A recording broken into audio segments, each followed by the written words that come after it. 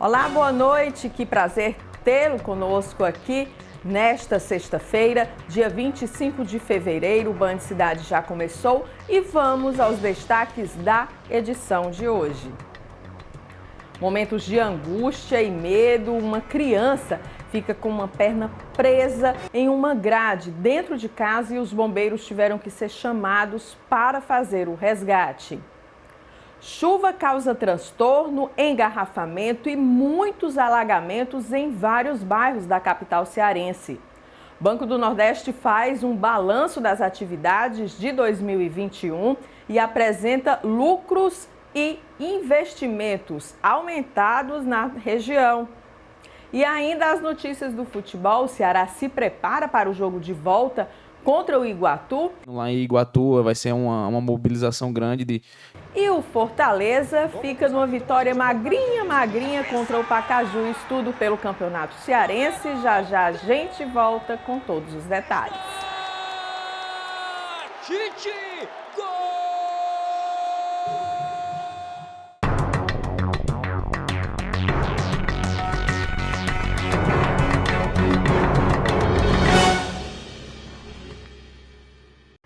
Você vai acompanhar agora momentos de angústia, de terror para uma mãe. Uma criança, o filhinho dela, de 6 anos, estava brincando, ficou preso, ficou com a perna presa em uma grade dentro de casa. O corpo de bombeiros teve que ser chamado. O caso aconteceu aqui em Fortaleza. De acordo com a mãe da criança, o garoto estava brincando quando colocou a perna na grade e ficou preso. Uma equipe de bombeiros chegou logo ao local e algumas das hastes precisaram ser cortadas com um conhecido kit desencarcerador. Foi feita a retirada da criança sem qualquer tipo de lesão. Esse kit, chamado de kit desencarcerador, também é utilizado pelo Corpo de Bombeiros no trabalho de resgate de vítimas de acidentes terrestres, né? Quando as vítimas ficam presas às ferragens, acidentes também aéreos, enfim, todos aqueles tipos de acidentes domésticos também, em que as vítimas ficam presas a algum tipo de ferragem, de grade, quando há necessidade de um corte seguro para que a vítima não tenha nenhuma lesão. E a equipe do Corpo de Bombeiros que participou aí do trabalho de resgate das vítimas e também recuperação da cidade de Petrópolis depois da tragédia que deixou mais de 200 mortos, voltou ao Ceará e foi homenageada no aeroporto de Fortaleza na chegada. Foram 6 militares, também os cães participaram desse trabalho. Essa mesma equipe trabalhou também durante as enchentes em outros estados do Brasil, como Minas Gerais, Bahia, e essa mesma equipe que é especializada num trabalho mais profundo de resgate de vítimas em tragédias, também participou daquela tragédia do edifício Andréa, aqui em Fortaleza. A chuva que começou ainda na madrugada desta sexta-feira causou muitos transtornos em vários pontos aqui da capital cearense, alguns pontos inclusive já conhecidos, como a Avenida Heráclito Graça. Eu falo conhecidos porque sempre que chove fica aquele transtorno ali, aquele alagamento prejudicando o trânsito. Em outros pontos do centro da cidade, também na Aldeota, enfim, em várias partes da capital cearense, essa chuva causou muito transtorno a motoristas, pedestres e a muitos moradores. Essas imagens que vocês estão acompanhando agora foram feitas por moradores dos bairros Parque Dois Irmãos e Itaperi. Como a gente pode observar, a rua ficou completamente intransitável. Nesse trecho, um dos moradores chega a dizer que está há muito tempo tentando sair de casa, mas não tem como, por conta aí do nível, né, do nível alto da água que ficou na rua inteira por conta das chuvas de hoje. Bom, com o decreto estadual que cancelou aí o ponto facultativo e também com o cancelamento de qualquer festa pública de carnaval, muitos serviços, muitos setores vão funcionar normalmente nesse período, inclusive na segunda e na terça-feira. As lojas de rua do centro de Fortaleza e os shoppings vão funcionar normalmente. Também as padarias, restaurantes, bares, os postos de combustíveis e as farmácias também vão funcionar normalmente. Alguns desses setores, como os de restaurantes e lojas, veem nessa abertura, mesmo tendo esse período aí que tradicionalmente é de folga, vê nisso uma oportunidade de recuperar, né, tantas perdas financeiras, enfim, nesse período de pandemia. As escolas particulares não vão funcionar, vão respeitar aí a folga do carnaval até quarta-feira. Os bancos também vão fechar e voltam só na quarta-feira. Alguns postos, aliás, todos os postos do INSS em todo o Brasil também vão fechar segunda e terça-feira. Na semana passada, você deve lembrar, a gente mostrou aqui, foi até numa reportagem da Iva Soares, o caso de um homem que chegou, pediu água em um estabelecimento e na saída acabou furtando, levando a bicicleta de um dos funcionários desse estabelecimento. Logo depois a gente mostrou um caso de um homem que entrava em um condomínio no bairro Parquelândia e levava bicicletas, botijões de gás. E ontem a gente mostrou outro caso, né? Porque assim, parece que tá virando onda de fato, de furto em plena luz do dia. Dessa vez, aí já foi um carro. O homem levou um carro de frente a uma casa, numa avenida até movimentada aqui de Fortaleza. Ele chegou ali, deu uma olhadinha para um lado, para o outro, forçou a porta e levou o carro. Pois bem, você vai acompanhar agora aí a foto, as imagens de mais um caso de um homem que entrou em um condomínio, não só uma vez, algumas vezes. A identificação dele aí você pode observar, tem a imagem pelo circuito de segurança do prédio, né? Os moradores também estão divulgando o rosto aí desse homem para tentar pegá-lo. É um condomínio no bairro São Gerardo, aqui em Fortaleza, inclusive fica próximo àquele que a gente mostrou no bairro Parquelândia. Ele também entra no condomínio e pega, leva, furta as bicicletas e outros brinquedos de crianças que ficam na parte do condomínio, na parte externa aí dos apartamentos. Então a gente pode observar aí e talvez a gente possa até, quem tiver alguma informação e que possa comparar aí com os outros rostos que a gente vem mostrando de casos parecidos e tentar ajudar a polícia na busca desse ou desses, né, dessas pessoas que estão entrando nos condomínios, nas casas, condomínios de casas, de apartamento, para furtar bicicletas e bens assim tranquilamente, mesmo tendo uma certa segurança, né? Um certo circuito aí de segurança. No próximo bloco aqui do Band Cidade, a gente vai mostrar um pouco de uma novidade aí que a Fiocruz, aqui do Ceará, apresentou para acelerar o diagnóstico, os exames da Covid-19. E vamos mostrar também que tem repescagem para quem perdeu o agendamento da vacina contra a Covid e uma repescagem geral, viu? Não é só para o público infantil, não. Adultos que perderam segunda ou terceira dose também vão poder tomar a vacina nesse final de semana e eu conto os detalhes daqui a pouquinho, não sai daí, eu volto já. O Banco do Nordeste apresentou na manhã de hoje um balanço das atividades de todo o ano passado.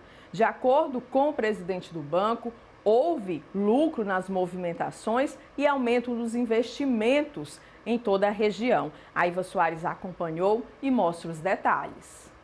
Segundo estimativas do Escritório Técnico de Estudos Econômicos do Nordeste, os valores investidos pelo banco ajudaram a criar ou manter 1.700.000 postos de trabalho no Brasil.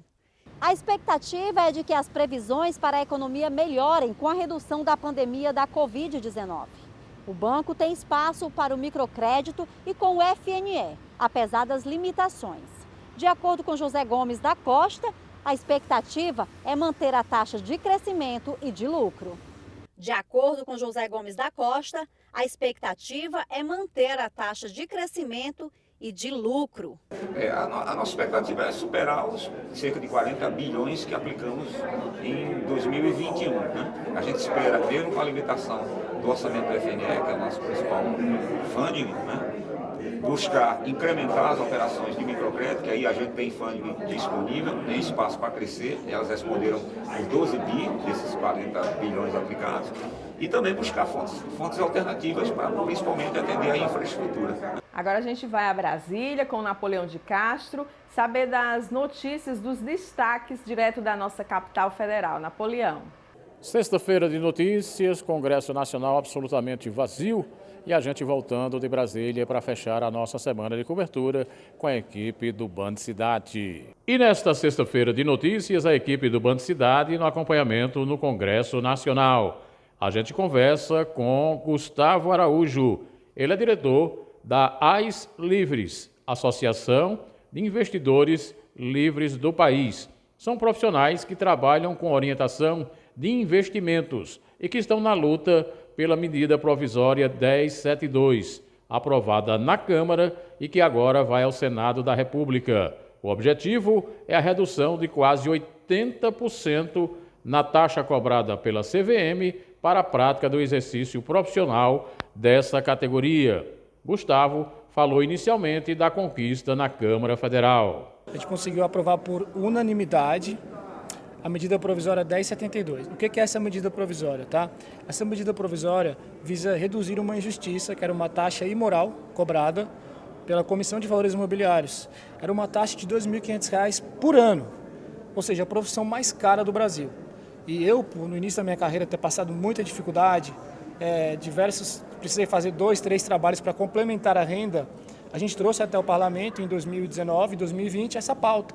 Depois de um ano de trabalho, ela foi votada em plenário. Então foi uma conquista muito grande, tá? Essa votação em plenário por unanimidade, essa conquista agora de 80% de redução da taxa CVM. Gustavo Araújo destacou também a luta agora junto ao Senado, já que o prazo da MP vai até 10 de março. O Senado Federal já é uma casa mais técnica do que o Parlamento. Ela não é tão acessível como a Câmara, porque a Câmara é a casa do povo. Então, assim, no Senado, eu vim hoje, representando a instituição, entregar uma carta ao presidente do Senado, Rodrigo Pacheco, pedindo a urgência para a aprovação dessa medida provisória, porque ela caduca no dia 10 de março. E a gente tem um histórico de muitas medidas provisórias que caducaram na Câmara e no Senado. Então, por isso que a gente está antecipando já a conversa com os senadores, aos senadores dizendo que é muito importante a aprovação dessa medida provisória para gerar emprego, para gerar renda. De Brasília, Napoleão de Castro para o Band Cidade, na Band Ceará. No próximo bloco do Band Cidade, a gente dá os detalhes que eu já prometi aqui sobre a repescagem da vacinação contra a Covid-19 que acontece nesse final de semana. É para todo mundo, hein? Não é só para criança, não. E ainda as notícias do futebol, o Ceará se prepara para enfrentar o Iguatu no jogo de volta aí pelas quartas de final do Campeonato Cearense. E a gente mostra também a vitória magrinha do Fortaleza sobre o Pacajus aqui na Arena Castelão. A gente volta já. Aos finais de semana, a gente tem noticiado aqui as repescagens feitas pela Prefeitura para o público que perdeu o agendamento da vacinação contra a Covid-19. E neste final de semana, vai ter sim, dia 26, amanhã sábado e 27 no domingo, vai ter repescagem, mas não somente para o público infantil. Os adultos que perderam segunda e terceira dose também vão poder tomar e garantir aí o ciclo vacinal, né, a continuidade do ciclo vacinal nessa repescagem. As vacinas estarão disponíveis nos shoppings Rio Mar Fortaleza e Rio Mar Kennedy, das 9 horas da manhã até as 5 horas da tarde. A documentação, bom, para as crianças é aquela que a gente sempre destaca aqui, a documentação do adulto, né, do responsável que vai levar a criança, o cartão nacional de saúde da criança e também um documento oficial de identidade do responsável e da garotinha ou do garotinho que vai tomar a vacina. Os adultos que perderam segunda dose ou a terceira dose, a dose de reforço, devem levar o comprovante de agendamento, né, que foi perdida a data, mas devem levar esse comprovante de agendamento, um comprovante de endereço, o cartão nacional de saúde e um documento oficial com foto. O público de imunossuprimidos deve levar aí um atestado que comprove esse estado, né, de imunossupressão para também ter acesso à imunização. Não haverá repescagem desse formato, desse público, no Centro de Convenções e também não haverá no SESI da Parangaba, como em outros finais de semana que aconteceram as repescagens. Um projeto da Fiocruz aqui do Ceará, que foi desenvolvido para tentar acelerar e garantir uma resposta, o diagnóstico mais rápido nos testes de Covid-19, foi apresentado e já começa a ser testado. Isso vai facilitar muito, porque com mais rapidez, mais se chega aí à quantidade, né, à comprovação de casos e, claro, a necessidade de políticas públicas voltadas para o combate à Covid e também a necessidade de mais gente tomando a vacina. Enfim, vamos ver aí, vamos ouvir os detalhes com o especialista do projeto Helper da Fiocruz Ceará. Bom, a gente lá da Rede Genômica desenvolveu uma solução chamada Helper, assistente laboratorial. E esse software, como é que ele funciona? Para que ele serve? O intuito dele é acelerar o diagnóstico de Covid-19, que utilize a metodologia de PCR em tempo real. E como é que ele faz isso? Bom, quando as amostras são analisadas por meio de uma máquina de PCR, depois de um tempo essa máquina exporta, ela solta uns arquivos brutos. Uns arquivos com alguns dados numéricos que não são de fácil entendimento para nós humanos. Então, qual é o intuito do Help? Ele pega esses arquivos, lê eles por meio de linguagem de programação e retorna para o usuário, para o analista, os resultados dessas amostras de PCR. Positivo, negativo, tudinho em menos de alguns minutos. Então, além disso, ele consegue liberar esses resultados por meio de uma API com o GAL, que é do Ministério da Saúde, e os resultados que acabaram de sair da máquina em menos de alguns minutos já estão lá na mão do paciente ou do hospital que solicitou aquele exame. Como é que a gente teve essa sacada? A gente percebeu que os exames eram lidos e diagnosticados de forma muito manual. Depois de sair da máquina, o analista teria que olhar os números, olhar os gráficos, anotava um por um e depois entrava no site do governo e anotava novamente um por um e aí sim liberava os resultados. Esse processo poderia gerar até 4 horas por lote de amostras. E ia se acumulando lotes e mais lotes, e alguns resultados eram liberados com mais de 7 dias por alguns laboratórios aqui do estado do Ceará. Então, eu tenho certeza que com essa solução tecnológica que a gente desenvolveu, os resultados vão ser liberados mais rapidamente e de forma segura. Os cálculos estão muito precisos e foram executados junto com o pesquisador e orientador professor Fábio Miyajima, da Fiocruz Ceará. Também participaram do projeto a Suzana Almeida, bolsista da Fiocruz Ceará, e o Tito Delerino Filho. Agora, futebol. O Ceará se prepara para enfrentar o Iguatu pelo jogo de volta pelas quartas de final do Campeonato Cearense. A gente lembra que o Ceará venceu o Iguatu aqui na Arena Castelão por 2-1 e agora a decisão para quem vai passar para a próxima fase acontece lá na cidade do adversário do vovô. Primeiro a gente tem que ter o respeito ao adversário, né? Que a gente está enfrentando. Não é à toa que eles estão nas quartas de final do Campeonato Cearense. Tem jogadores de qualidade. Só que a gente joga numa proposta de jogo que o Thiago quer, que é de marcação alta, de muita intensidade, de criação de jogadas. Então a gente está tentando ao máximo chegar num ponto ideal que o Thiago quer, né? Então a gente tem que encarar o problema. O problema é o Iguatu às 5h45, independente do gramado, independente do entorno. Vai ser os 11 contra 11 dentro do campo e a gente tem que nos impor, apesar de ser fora de casa, mas a gente tem que disputar o jogo com muita força, com muita intensidade, tentando nos impor realmente para que a gente possa não possa acontecer nada que nos surpreenda. Dentro do campo a gente vai estar preparado psicologicamente para enfrentar o entorno. O campo a gente sabe como que vai ser, então a gente já não pode ter essas desculpas. A gente tem que enfrentar o adversário da melhor maneira, fazer o nosso melhor e eu tenho certeza que a gente vai voltar classificado. E ontem na estreia pelo Campeonato Cearense, o Fortaleza recebeu o Pacajus aqui na Arena Castelão. Ganhou, mas uma vitória magra demais. O Fortaleza não jogou tudo o que era esperado, mas saiu da Arena Castelão com a vitória e uma vantagem importante que pode ajudar o time de Vojvoda a chegar às semifinais do Campeonato Cearense. No primeiro tempo de jogo, ritmo lento, poucas jogadas criadas.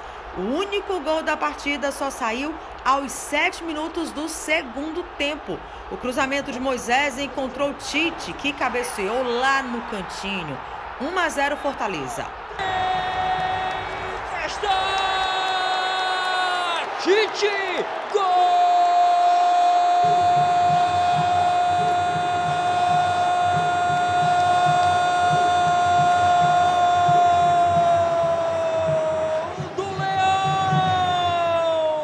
Agora o Fortaleza segue para o jogo de volta, na próxima quarta-feira, também na Arena Castelão, e precisa apenas de um empate para se classificar.